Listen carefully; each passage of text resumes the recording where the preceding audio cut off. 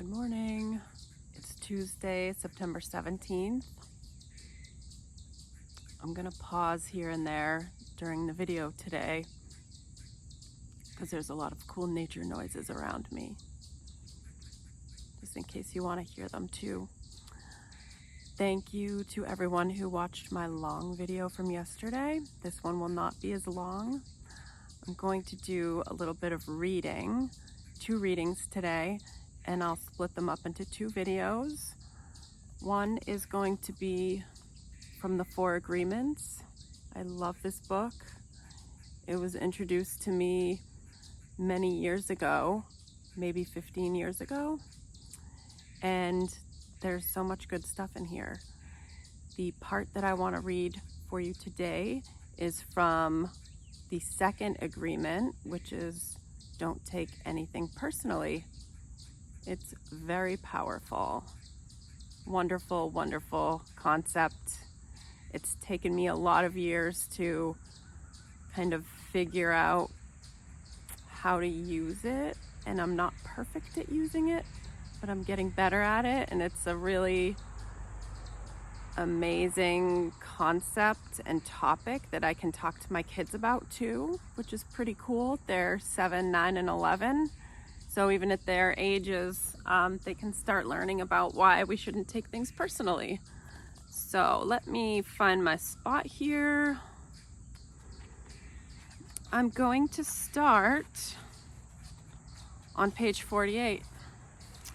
This is by Don Miguel Ruiz. And he says, page 48, you take it personally because you agree with whatever was said. That alone could take a little bit to kind of sink in. If we don't agree with something that someone says, we just laugh it off, right? So you take it personally because you agree with whatever was said. Personal importance, or taking things personally, is the maximum expression of selfishness because we make the assumption that everything is about me. During the period of our education or our domestication, we learn to take everything personally. I'm going to skip around a little bit. Nothing other people do is because of you.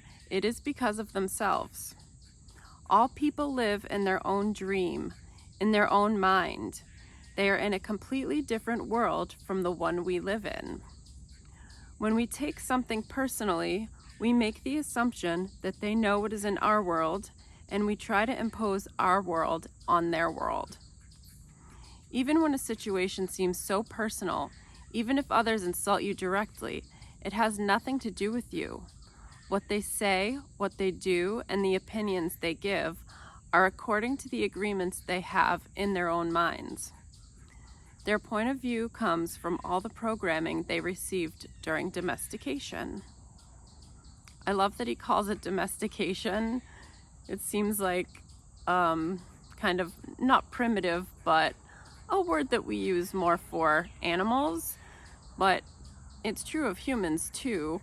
We prefer to call it our conditioning or our upbringing. So, but he says domestication. So if someone gives you an opinion and says, hey, you look so fat, don't take it personally, because the truth is that this person is dealing with his or her own feelings, beliefs, and opinions. That person tried to send poison to you, and if you take it personally, then you take that poison and it becomes yours. Taking things personally makes you easy prey for these predators. And then I'm going to skip around. I want to come to this page.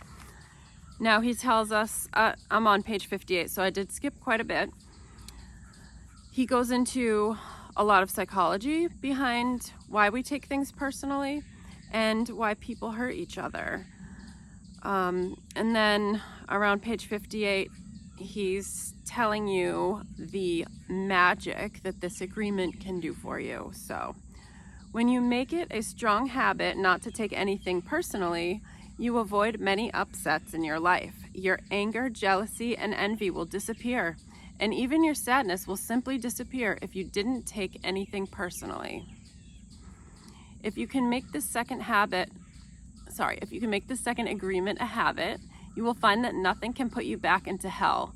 There is a huge amount of freedom that comes to you when you take nothing personally. You become immune to black magicians, and no spell can affect you regardless of how strong it may be. The whole world can gossip about you, and if you don't take it personally, you are immune. I love that. When you don't take the emotional poison, it becomes even worse in the sender, but not in you. Just a little side note here.